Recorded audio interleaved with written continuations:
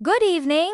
Iran has firmly rejected the idea of entering negotiations with the United States, while Washington continues to issue military threats and pressure, saying that any talks under such conditions would be impossible. Iranian leaders have insisted that diplomacy can only be effective if conducted in an atmosphere free of intimidation and coercion, further deepening tensions between Tehran and Washington as both sides remain at odds on key issues. In a statement delivered by Iran's foreign minister, Abbas, officials made clear that Iran has not sought direct negotiations with the United States and that there have been no recent bilateral meetings arranged. According to Iraqi, meaningful discussions simply cannot take place while the United States maintains what Tehran describes as threats of military action against Iranian territory and interests. Araghchi emphasized that talks can only occur if threats and excessive demands are set aside, a direct response to recent rhetoric from Washington, where U.S. leaders have refused to rule out military options and have increased the deployment of naval forces to the Middle East.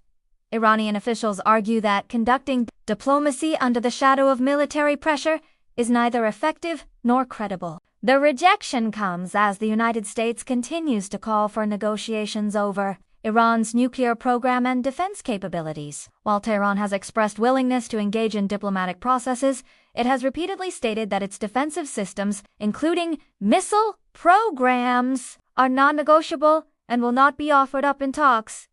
U.S. demands to curb these programs are seen by Iran as an infringement on its national security and sovereignty. This position has been echoed by Iranian President Massoud, who stressed during phone discussions with foreign leaders that diplomacy requires goodwill, mutual trust, and the removal of war-provoking actions. Pezeshkian called on all parties to avoid provocative measures, underscoring Tehran's preference for a diplomatic solution that respects international law and national dignity. Despite this firm stance, Tehran has not closed all doors to diplomacy. Officials have indicated they are willing to resume talks if certain preconditions are met, specifically the creation of a more balanced environment where both sides enter discussions on equal footing rather than under pressure. Regional mediators, including Turkey and other Middle Eastern countries, continue to play a role in trying to bring Washington and Tehran back to some form of dialogue. Analysts say this refusal to negotiate under threat reflects a broader strategic posture by Iran, one that seeks to assert its sovereignty and avoid conceding to demands it sees as undermining its national defense.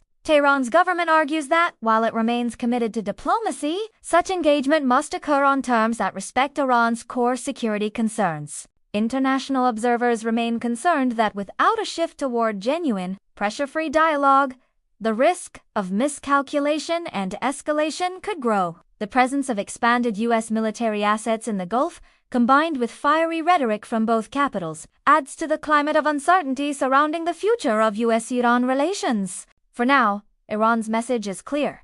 It is not willing to negotiate under threats. The path to diplomacy, Tehran insists, must be paved with respect for national security, mutual trust, and the removal of coercive pressure. Whether this approach will open new avenues for peaceful resolution or deepen the standoff remains to be seen in the coming weeks.